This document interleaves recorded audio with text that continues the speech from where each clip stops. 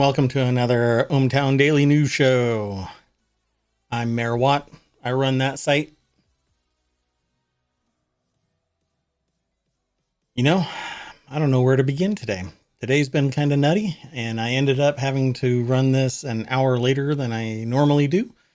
And I do have a bunch of news articles that I thought are interesting or entertaining in some way. I'll try to add some context to it. But the way that this works is ohmTown is a news aggregation site with some social elements to it, like discussion boards that each headline is linked to. It's similar to others that do, pretty much the same thing, kind of, sort of, except that I actually limit it to these 6 main categories and 50 shows that I actually want to launch. So the 6 main categories are create, news, education, entertainment, social, and technology. There's a bunch of shows underneath it like that, right? You can see that in the stream. And each one of these headlines gets filed into it automatically, 24 hours a day, 7 days a week.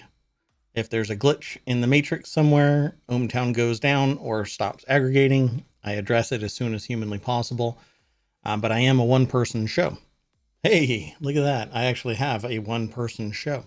But I'm looking for more. So if you are interested in being a host or a co-host, feel free to get in touch with me.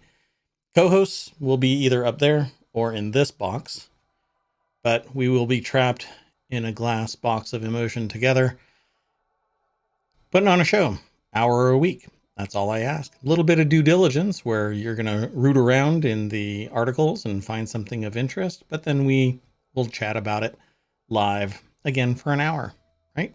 Sound good? Sound like fun? I'd love to be doing more shows. Only way that's really going to happen is if I expand them to the other shows that are listed here. I will probably be moving it over to something else involving tech, maybe something in social. But there's so many that I won't be able to do it alone. And I actually prefer doing it with other people so that we can riff off of each other. And it's a little bit more, not a little bit, it's going to be a whole lot more entertaining. Right now, because I limit it to an hour, I go through about 20 articles, and I give some context to it because my area of expertise really is business, technology, and society. I merged the 3 together in this daily news show. So if you're here in my chat and you are interested in this kind of stuff and you want to chat about it, throw a comment in the Twitch chat, and don't forget that there's also a podcast that I haven't uploaded all of the podcast portions to it, but I've got 50 episodes. YouTube has about 50 as well. And I still have about 15 more. Man, time flies. So we're going to keep on going every day until further notice. So stick around. I hope you stay interested. The very first article is over here in the Continuity Report channel. That channel is about movies. There's a lot of stuff that has to do with entertainment in general that gets injected into that particular channel. And I would love to have somebody else do this show with me.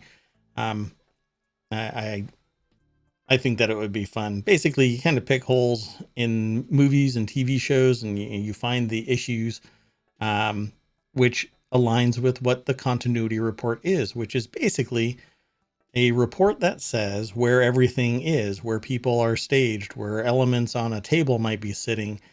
And we find those differences. And I keep hearing about the Continuity Report and it's not my show, it's just the Continuity Report that they're talking about, but I keep hearing about it in other podcasts recently. So maybe because I sent it out into the ether net, maybe I've triggered something. So if you're interested in talking about TV shows or movies, or pretty much anything video, this happens to be a Universal Music related. It says the world's largest music company, Universal Music Group, posted a record $9.4 billion in revenue for 2021. And that was announced this morning on Thursday. So that marks a 14.4% increase over 2020. and the pandemic is slowing business down. It is, but anyway. This article is over at variety.com and it's written by Jem Aswad. I don't go through the article in its entirety. It's the first time that I've seen the entirety of the article, so my reaction is authentic. My confusion is just as authentic because sometimes some of these articles just don't make sense. But it says recorded music revenues were up 14.3% to around 7.52 billion, while streaming soared nearly 17% to just under 5 billion. Physical revenue is up 18.6 year over year to around 1.24 billion. And this is something that I have heard before, which is vinyl is increasing its growth. I am not surprised. People really appreciate the warmth of vinyl, the embodiment of the music, right? You own it, you possess it, you can take it wherever you want and set it down on a player and play that vinyl. In which, with each play, if you have a sophisticated enough player, it won't really do much damage to a record, but a good quality player brings out the fidelity. Good speakers, good vinyl, good needle. Even I enjoy it, and I'm actually more into being able to carry the wealth of music in my hand. I can carry my phone anywhere and I have the world's music at my fingertips as long as it's been digitized. So all of this is awesome news. I want music to continue. I would love that everything be digital and have spatial audio so that the fidelity is just amazing and it's uncompressed and you live inside the soundstage. I mean, that would be awesome.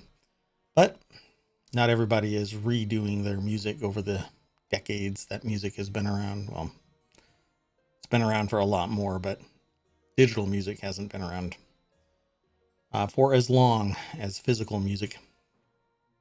Okay, so the next article is over in Constructagon. I've been ironing out some issues with my aggregator. Primarily, I'm kind of overwhelming my server. And it has some, arguably good stats compared to previous businesses I've started. But this is kind of crushing it because I'm aggregating a ton of information. Not all of it is being discussed on the air. So go over and check out ohmTown.com, become a citizen, and follow me here on Twitch so that I know that this is actually doing some good. Anyway, the top 5 best clear 3D printing filaments. So I've got a few 3D printers. I love the idea of being able to print whatever I need. So sometimes I might need brackets. I need stuff for the lights behind me.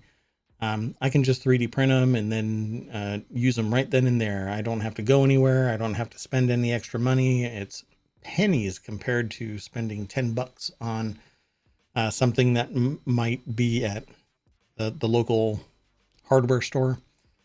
And really, transparent, clear filament is great because I can actually print stuff that covers those lights. And makes them look less Christmassy. But let's click this link and see what it looks like. So they talk about PETG, PMMA. PMMA is the stuff that plastic dice are made out of. And it has amazingly good optic properties. But people really love PETG. PLA is your standard everyday consumable for 3D printing. It yellows differently. And it even talks about it in the article. Again, I don't go through all of this beforehand, so Take what I say as kind of value add and not the verbatim article. I encourage you to go over to 3dinsider.com. Click the link in my chat. Click the link in the description if you're on the YouTube channel. Click the link in the podcast. And it'll take you over to each of these articles that I talk about by way of ohmTown.com. Because I want you to come back to ohmTown and have a conversation there, or come back to my chat and have a conversation here. I'm trying to kind of trigger people to read about the information and then come back and talk to me. I enjoy the interaction. And then there's nylon, and then there's TPU. I've not used TPU yet, but it's the flexible filament. And you can make like tires and stuff out of it for remote control cars. It's pretty neat stuff, but I haven't used it yet. I do have a couple of spools of it though. So go and check out 3D Insider. You won't regret it. There's a lot of information on the site. The next article is in the Reality Hacker channel. That's all about basically photo manipulation, deepfakes in terms of audio as well, not just pictures and video. And I want it to be about hyper-realistic spaces, either in VR or otherwise. The motto for Reality Hacker is you won't know who to trust. I've done deepfakes in the past. I've done audio deepfakes that are beyond scary because I can make anybody sound like anybody else. All I need is an audio sample. Gets kind of creepy. But this in particular is about VR. This is the Townscaper developer is looking into VR and reveals early prototype. If you've never seen Townscaper, go and look it up in Steam. The article here is over at roadtovr.com. It's written by Scott Hayden. Did I tell you who wrote this other article at 3D Insider? I don't think I did. Nope, I'm sorry I didn't. Joseph Flint is the author of the top 5 best clear 3D printing filaments article over at 3D Insider. But let me get back to Road to VR now. Scott Hayden wrote this article for roadtovr.com. Townscaper developer is looking into VR. This is a fun little kind of town builder. It doesn't really, as far as I'm concerned, it doesn't have a story or anything really to it. You basically just develop by clicking on various things, a town, and it's pretty neat. I would love for it to grow into something where I can actually utilize it for world building, game building. I'd love to be able to build out a town and then put characters in it, export it as something that I can use in Unity or some other modeling engine. I think it would be fun, but I don't think it has that ability. I actually have Townscaper in my Steam account, so go and check it out. It's kind of one of those chill things that you just kind of click and look and go, oh, that's neat. The next article is over in The Word in Tech. I hope I'm not yelling at you guys because I was in a meeting and right before this, and I might have been yelling. So the next article is in the Word in Tech channel. Dynabook's new Protege will be one of the lightest laptops you can buy. Dynabook has announced its newest 14-inch flagship, the Protege X40L-K, and the device will start at $1,800 and it'll be available in April. Let's click the link and it takes us over to The Verge, and Monica Chin is the author. It says, if you buy something from Verge, Vox Media may earn a commission. So if you go over to the site, I want you to know, because they are disclosing there that the links generate possible revenue, and they're so forthcoming with it. It's very refreshing to see that it has an ethics statement and everything. So go over there and support them. But this particular laptop, the Portage, will be 2.3 pounds. And I've never used a Portage. I've never used a product from Dynabook. But if it is, latest generation laptop and it's really light and its battery life is functional, I don't know. There's so much competition that $1,800 seems like it would be enough, but it uses 12th generation, but it says P series. Up to 32 gigs of LDDR5, LP DDR5, but no GPU option. So it's only built-in Iris, which for power users and gamers, that's a non-starter. If there were lightweight external GPU solutions, then great, but there aren't any. Lightweight, both in cost and in weight, that doesn't exist. So it only has a 65 watt hour battery, which means that it's going to die quick, but it's going to survive longer simply because it doesn't have a discrete graphics card. So I guess it's kind of a middle of the road thing.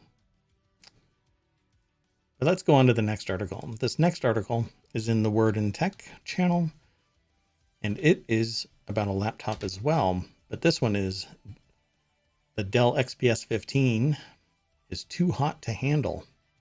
Dell is pushing the limits of the XPS 15 Slim chassis. Let's click this link and take a look at it. It's brushing up against the footprint of a MacBook.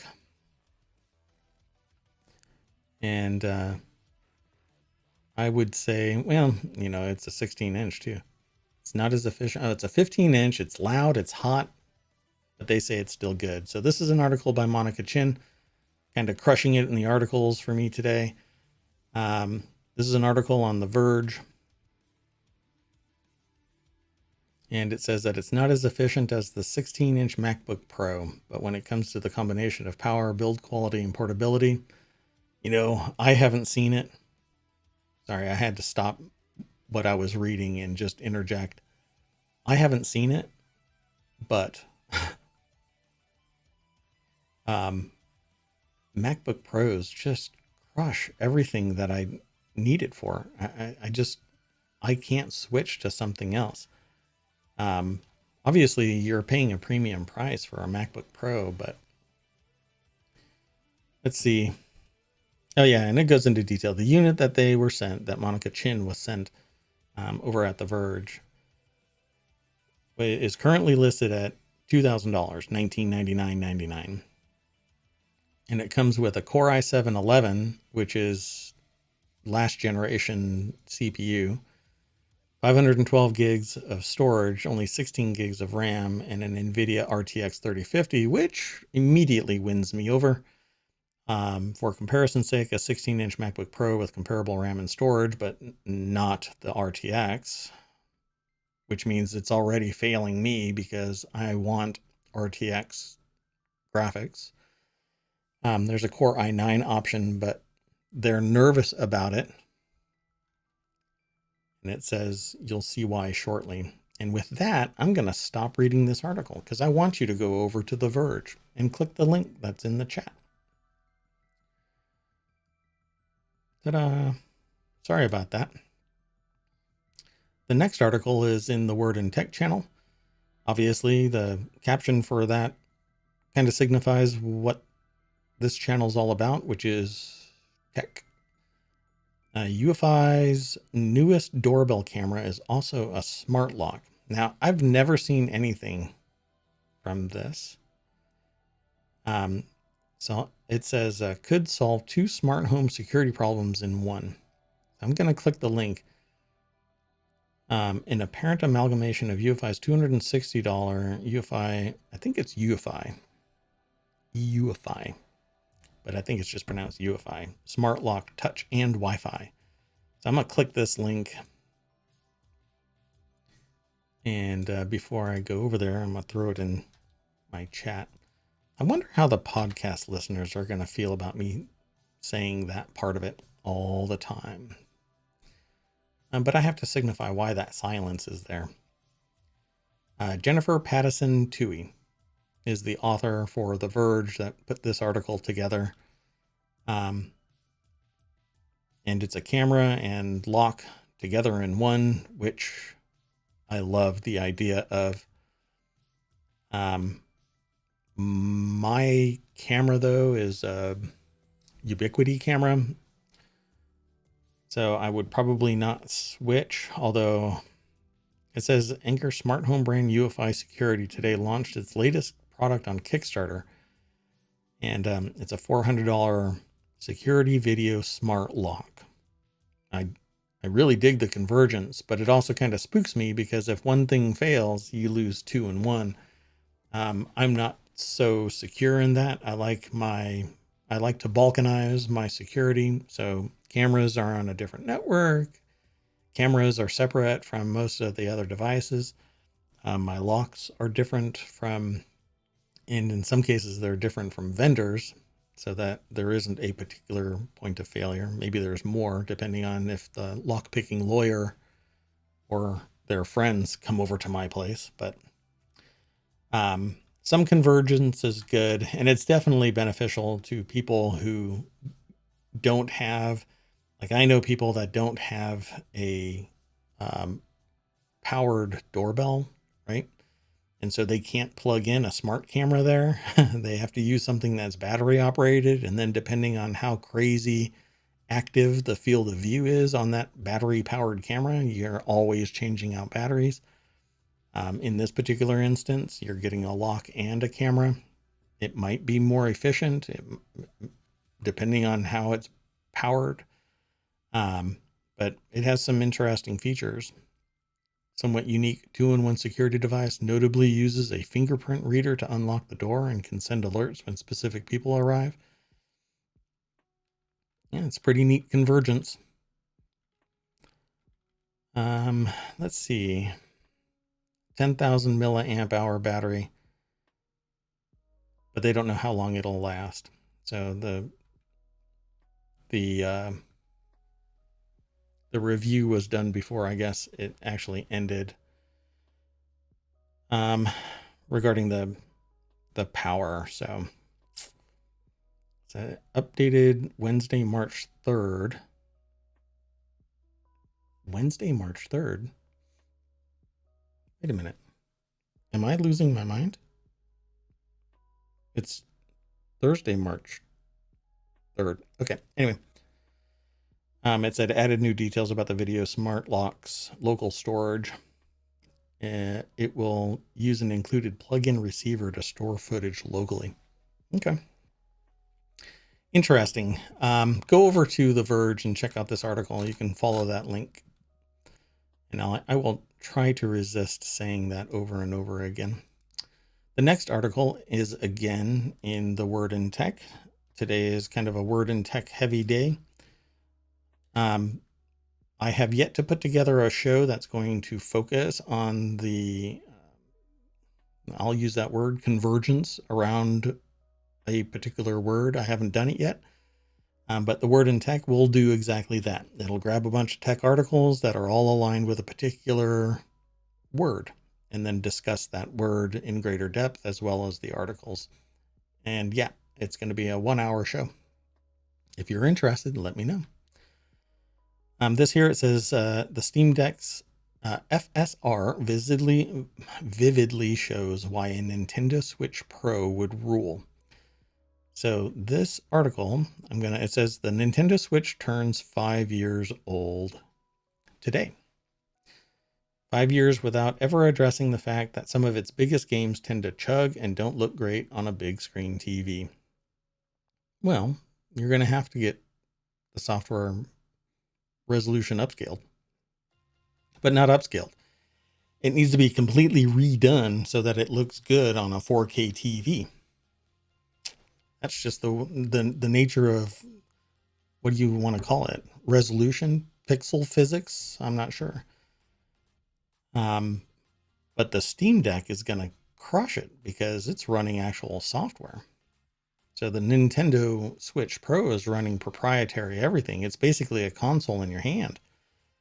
Whereas the Steam Deck is actual computer that's running full-scale software, all of the games and their included resolution changes. I'm no expert in the Nintendo Switch, but I don't think I've ever seen a resolution change option. So if that's the main thing, Steam Deck is one anyway, because Steam Deck runs all of your Steam library. Let's click this link. Sean Hollister over at The Verge wrote this article. And it says Elden Ring, Cyberpunk, Fallout, and more look better on big screens with intelligent upscaling. Yeah.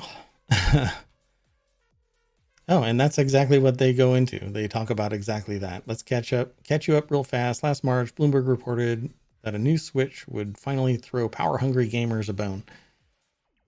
It had come with a new NVIDIA chip and embrace NVIDIA's DLSS, deep learning, temporal upscaling technology for 4K quality gaming when docked to your big screen. Doesn't really matter. I mean, even upscaling, it's great and all, but you're still expanding from whatever the resolution is that was generated for said game. It might be great, but who knows? I don't know. But Elden Ring upscaled to a 4K display that's 75 inches, 85 inches. It's going to look a whole lot better on a Steam Deck than on a Nintendo Switch, even Pro, I would say, until the software is matched to the hardware. But let's continue on. Will the Nintendo Pro fix these problems? Don't know. This next article is in the Mobile channel. Russia halts supply of its rocket engines to the United States as the ongoing conflict between, well, it's not really a conflict between Russia and Ukraine. It's Ukraine withstanding the onslaught of a, for lack of a better term, superpower. Basically invading a neighbor. So we'll see what happens with this, but there were, I think it was yesterday, maybe the day before, I mentioned that there was a threat made to the ISS that I have to chuckle because I'm just astonished, and that's my coping mechanism. A threat made about the ISS being deorbited into habitable regions of the United States or Europe. Kind of bizarre. So Dmitry Rogozin, general director of Roscosmos, said, let them fly on something else. They're broomsticks. I don't know what. Well, this is the kind of thing that alienates. Similar to, I don't know, invading a nation next to you that didn't create a provocative situation to cause that invasion. This article is written by Becky Ferreira. Good on you, Becky. And reports quotes like, in a situation like this, we can't supply the United States with our world's best rocket engines. And then said, let them fly on broomsticks. Okay. Rogozin is referring to the Russian engine RD-180, which is used in the first stage booster of the American Atlas V launch vehicle operated by a United Launch Alliance, a joint venture between Lockheed Martin and Boeing. This is the type of adversity that leads to innovation. I'll put it to you that way. And it says the successful development of SpaceX Crew Dragon has brought crewed launches back to American soil in recent years, ending Russia's monopoly on rides to space. So there goes a lucrative option. Maybe that's why all of this is going down. Too many options are leaving. The next article is in the Mobile channel, and it's about Elon Musk daring the United workers from forming a union. It says last night, like many other nights, Elon Musk was tweeting. In this case, he was tweeting Gene Simmons of KISS about the size and workforce of Tesla's California plant. Let's click this link. This is an article by Aaron Gordon over on Vice.com. Did I read the other author? Yeah, I did. So it says, Musk has done a lot to stop them in the past, but apparently he tweeted that he wouldn't stop the United Auto Workers, it's a union, from forming at a Tesla factory. And they're apparently going to hold a union vote, or he wouldn't stop them from forming a union and holding a vote. It's really rough to say what will actually happen. Because what one person says and what they actually do is sometimes grossly different. Because when options leave, they lash out. And we've seen this kind of thing before. Our real challenge is Bay Area has negative unemployment. So if we don't treat and compensate our awesome people well, they have many other offers and will just leave. That's a direct quote of what Musk tweeted. And that actually, it says our real challenge is Bay Area has negative unemployment. That's what was tweeted. So just in case you're listening to me and you're not actually looking at the screen, it wasn't me having low blood sugar. I don't think anyway, let's move on. So there is a bunch of conversation about this, and that tweet. David Atkins is involved. Elon Musk is involved. James Stevenson is involved. Gene Simmons apparently is involved. Go over to Vice.com and read this article from Aaron Gordon. The next article is in Mobile as well. Animals have evolved to avoid overexploiting their resources. Can humans do the same? Well, the problem here that I see is that animals have predation. And so if there are many, predators will predate. So it says here, people have been trying to understand how predators, it even talks about it. Interesting. Predators and prey are able to stay balanced within our planet's ecosystem for at least 2,400 years. The Greek author Herodotus even raised the question in his historical treatise, Histories, written around 430 BC. See, I hadn't read that little snippet. I had only read the beginning of it. The title. I hadn't even read the snippet. So I guess I'm on the right page of this. Yeah. So this is an article written by Axel G. Rosberg for The Conversation and phys.org. As a picture of a lion hunting what might be bison or gazelle or something. I don't know. But it says, and when Charles Darwin published the 1859 revolutionary theory of evolution on the origin of species, he raised an even more difficult question. Why do predators not evolve to become so aggressive that they eat all of their prey and then go extinct themselves? Well, I would probably say that unless you eat everything, you're never going to extinct your way out of hunting prey. It might change, and I don't think that's unheard of. You can overpopulate with a predatory species and then they become predator within themselves. I think I might have to do some research on this, but it says scientists have since doubted whether it's possible for the process of evolution to create quote unquote prudent predators able to avoid extinguishing their own prey. The American ecologist Lawrence Slobodkin, it might just be pronounced Slobodkin, proposed the idea of prudent predation in 1960, but was strongly criticized by evolutionary biologists. So, interesting. Why do predators not evolve to become so aggressive that they eat all of their prey and then go extinct themselves?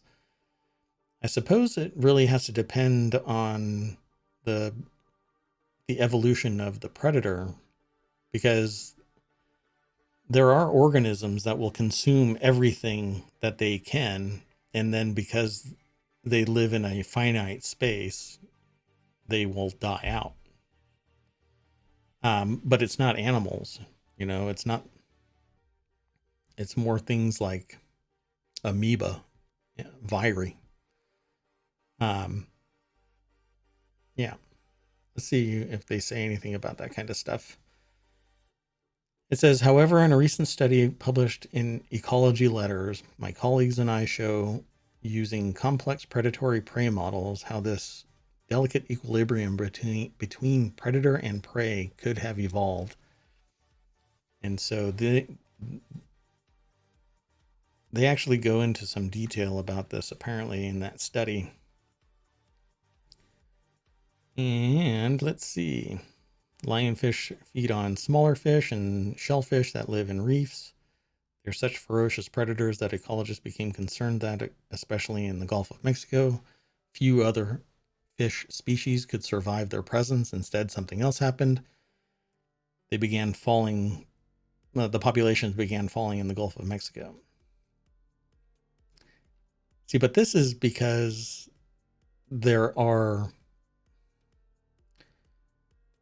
I just think that there's limited scope here. A lionfish what are they? Oh my goodness, my brain is falling apart right now because I'm trying to make this a little more interesting than just pausing while I ponder this. There's stasis, right? I mean, predators aren't going to go out and keep on hunting until it's gone because they will never be able to find everything, right? It's not a closed system. So predators are, unless it's a closed system, right? So we have islands where snakes have taken over everything and it's killing everything other than the snakes. I think that's it, right? And in this particular instance, it's just a geographic region. So if they start preying if the predators seek out prey, eventually the population will be too low to be sustainable. And so the population will die off of the predators. And then the prey will be able to rebuild, but it's all instinctual, right? Humans don't follow that same thing. We have no predators. We're the apex. So we tend to kill ourselves and each other, is the implication. So we do over exploit our resources. That's why we have deforestation and so many other things, over exploiting our resources. We're dumping chemicals and stuff into water supplies. I'm going to have to move on past this. Otherwise I'll end up talking about this down the rabbit hole I go. The next article is in the Smack Talk channel. And it's more tech giants will follow Apple and pull out of Russia, analyst says. Well, that's kind of how sanctions work. Mike Peterson is the author of this over at Apple Insider. And without a doubt, companies have been ending their services in Russia. And I wouldn't be surprised if it expands to countries that are compatriot to Russia in the near future. It says in his worst case scenario estimates, Ives writes that the U.S. tech world pulling out of Russia entirely would have a 1 to 2% revenue impact. This is a move the street would gladly applaud given the heartbreaking Ukraine invasion by Russia that is playing out in front of the world's eyes, Ives said. So in addition to consumer products and services, Ives also believes that the cybersecurity sector is poised to see a surge in growth because of cyber warfare on the horizon. It's not on the horizon, it's here. The cyber sector is probably looking for close to 250,000 people. It is every business, every enterprise needs somebody in-house to monitor their cyber profile and close open doors. Sometimes it's too expensive to go over to, Northrop Grumman or Booz Allen and hire and when I say sometimes, I mean for every small business, it's impossible. But a small business can be exploited just like larger businesses. It's a target-rich environment, really, is what I'm getting at. So there's all kinds of solutions out there. And it says the current global situation should see added growth tailwinds for companies such as Palo Alto Networks, Checkpoint, CrowdStrike, Palantir, the analyst added. Yep. Let's see. We'll see who all continues the trend of bowing out of Russia, but I think it's going to continue as long as the stay, let's call it that, the stay in Ukraine continues. The next title is in the channel called Mobble, and Mobble is supposed to be this hyper local news aggregation thing where people can submit articles. It never got off the ground, so I've included it into my row of shows. I hope that people will visit this show when it launches and post news that's interesting to them specifically. New data collection puts star and planet formation in astronomers' reach.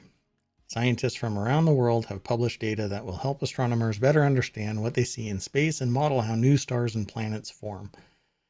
This is always great to see collaboration, particularly in large data sets. The release is timely.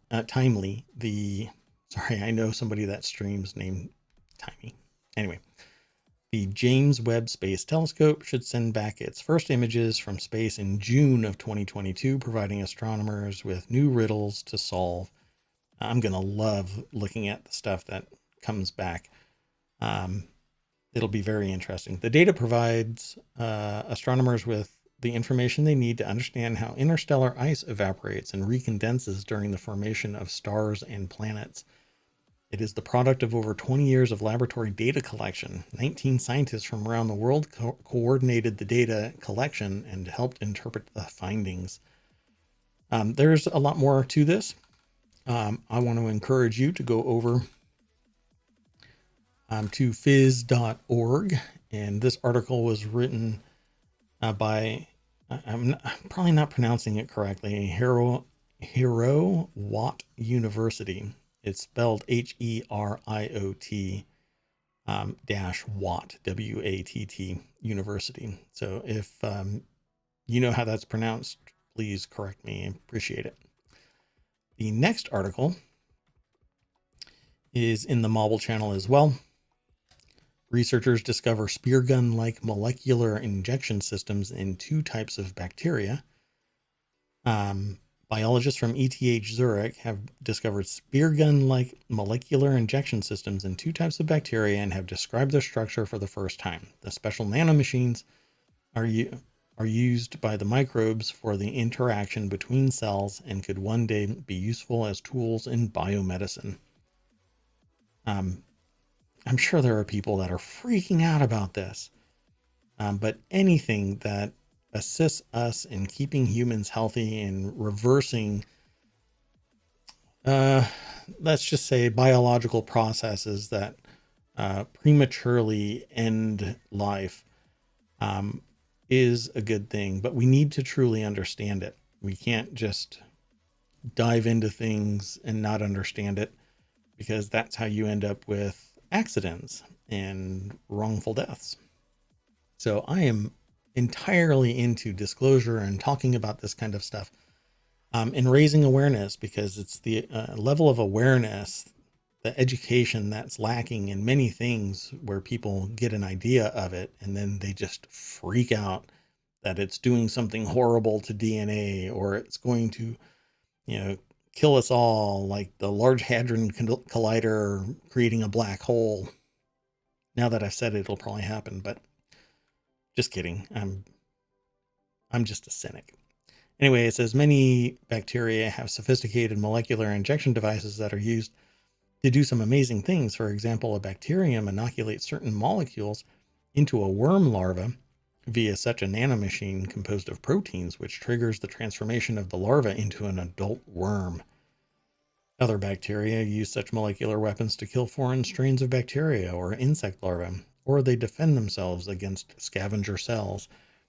You know, what I would love to see is if something like this could be created so that it can hunt down cancer cells, and it's sitting in your bloodstream, and in the moment that it encounters a cancer cell, it injects something that destroys it and causes apoptosis, destroys the cells, so that it can't implant anywhere, or because the cancers are so complex, they're tied to the actual person so uniquely that you just can't do a sophisticated treatment. You have to use things that are massive and destructive in and of themselves, like chemotherapy. It's just, and surgery, which is invasive and destructive. It heals, gives the body the ability to heal, but it's still, yeah, I'll say high touch. How about that? We'll just say high touch.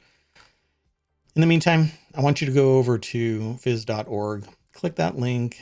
That's at ohmTown. It's there in my chat. And this article is written by ETH Zurich for phys.org. The next article is over in the Warcrafters channel,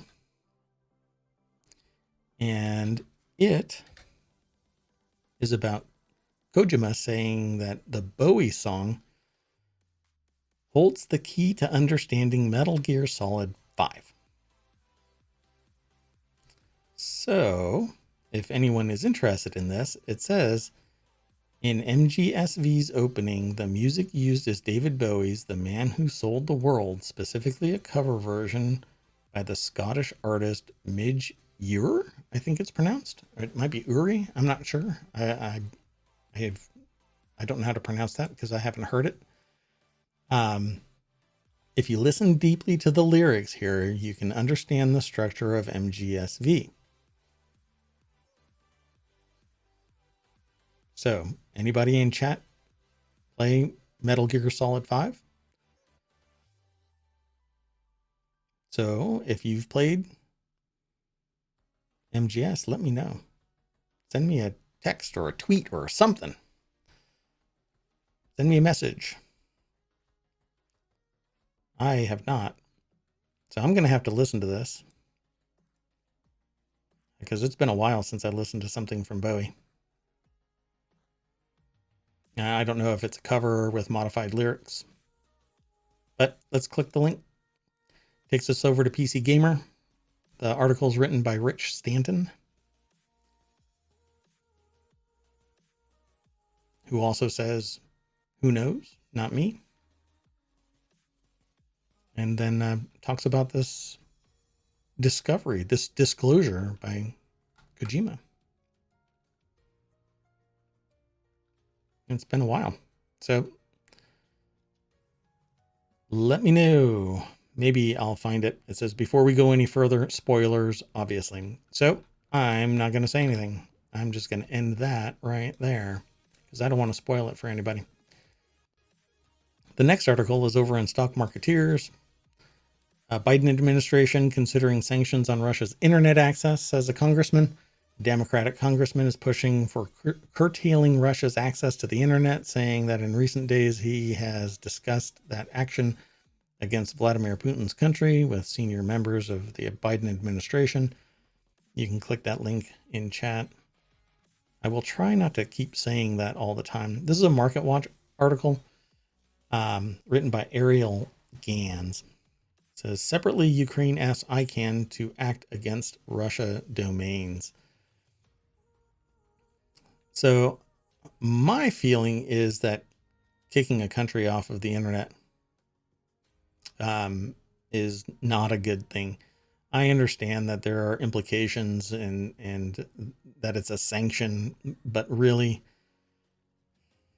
there are more people in Russia that don't want to do this than want to do this. I truly believe that, because this incursion into Ukraine, it just seems sociopathic. But that's just my opinion, and I don't know if that has any influence on anything at all. My cup of coffee has a different opinion, I'm sure. But kicking off all Russians from the internet seems a little bit too much. It says to limit Russia's internet access, the U.S. could order American internet service providers to block traffic to and from Russia, according to the congressman. There will be ways around it. So I don't know if that would ever actually be able to be made manifest in its entirety, but it seems heavy-handed. Maybe they can block government sites. Still, there's a way around it. There always is. I'm going to continue on. The next article is in the continuity report. Robin and Nina Cherry drop new version of Buffalo Stance. I'm going to post this in chat, and then Nina Cherry's 1989 hit Buffalo Stance casts a long shadow, a dance classic about inner city life that combines a punk attitude with an irresistible beat and melody.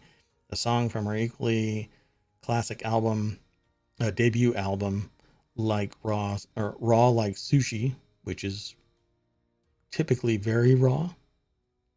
Just in case you didn't know. Let's click this link. The article is written by Jem Aswad, again, for Variety. And it says, while it's a song that needs no improvement, it's hard to imagine a more appropriate revisitation, which Cherry and her friend and fellow Swede dance floor pioneer Robin have done, along with the singer Mapai. It's the first new material from Robin since her excellent 2018 album Honey, and she puts on her own stamp on the song, slowing it down and enlisting Blood Orange leader Dev Hynes to help produce, and Mapai for a new take on Cherry's iconic rap. So I'm going to have to go and listen to it because I did not. I just wanted to introduce you all to this. Go and check it out. It's over at variety.com. And come back, because one of the shows that I want to put together is not this under the continuity report. What I want to do is talk about this in Mix War and or Smash or Trash. Two different shows, two different ideas. Mix War is about taking music and mixing it, remixing it, twisting it and distorting it and doing whatever you as a musician like to do with music. Make it better, crush it, and then we stream it live here on Twitch. All you have to do is mix it up and give me permission to do it so that I don't get a DMCA takedown, in minutes. And there will be competitions with prizes awarded. Depends on how long the competitions go. My plan was to do weekly competitions, monthly competitions, and then a competition every 6 months, and then one great competition, like the Grand Mix War, versus the various battles that lead to the Mix War. And then Smash or Trash was all about just listening to the music and then voting it up or down as a smash hit, or we should trash it. And that's where something like this would come into play. But I would have to have permission to play it. Not from a licensing agency, by the way. I've had those, and I was told that I did have authorization to stream them. I just couldn't VOD them, which ruins everything about this. And there is no easy way to acquire the licensing to make a VOD or a podcast or a YouTube video that plays this music.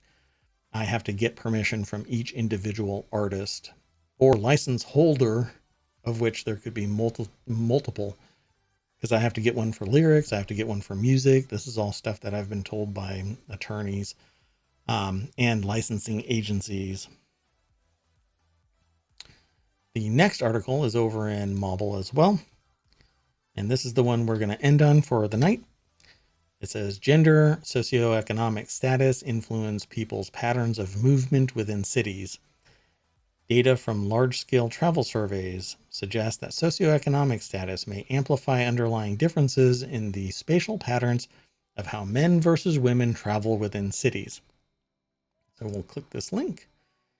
And this is an article from the Public Library of Science, which I've never run across before, and it's for phys.org, so you can always go over there and check it out. And the article says human mobility plays a central role in individuals' lives, from daily commutes to outings with friends, healthcare visits, and more. Factors such as socioeconomic status and gender can influence people's spatial patterns of movement. For instance, research shows that women tend to travel shorter distances within cities than men. However, few studies have considered the combined effects of socioeconomic status and gender. So Macedo is Mariana Macedo of the University of Exeter in UK and colleagues present these findings in the open access journal PLOS 1 on March 2nd, 2022. And you can go and check out the research, by clicking that link and going over to ohmTown, clicking the link that leads you to phys.org. That way you just don't get lost trying to find it. Obviously, you could always just go over to phys.org and do a search for gender and socioeconomic status influence people's patterns of movement within cities. I'm sure there is a much deeper dive into the socioeconomic aspect of it. And it probably relates to safety and security and the time frame that somebody has available to walk a longer distance. I'm not sure what maybe the bigger term would be the temporal requirements for getting to and from a destination. But it says the authors add, quote, daily demands and responsibilities shape the mobility of women and men. By studying the mobility of 3 metropolitan areas in South America, we found that the gender and the socioeconomic status of travelers contribute to the differences in how they move across the urban space. Yeah, it's about travelers though. So maybe if you're interested, I can hunt down this information and read it and look at the data. I might do it on my own. But because of the travelers aspect of this, I suspect that they're really destination driven. And of course, socioeconomic status is going to matter because not everybody has the economic means to get from from disparate locations using various means based on cost, right? Plus, in a new metropolitan area, you don't really run around. Well, many people do bravely run around in a new area. But there's always going to be more to this. So please go over to phys.org and read this article and then come back and chat. Bounce your thoughts off of me. I'll bounce mine off of you and the rest of the audience that might be here at any given time. Happy to discuss this kind of stuff. But with that, it's the end of the show. But I always want to introduce you back to the source of all of this for me, which is ohmTown.com, because then you can click on the link, and as long as everything's working fine and I haven't broken something in the process of my activities today, you will get a whole new set of articles.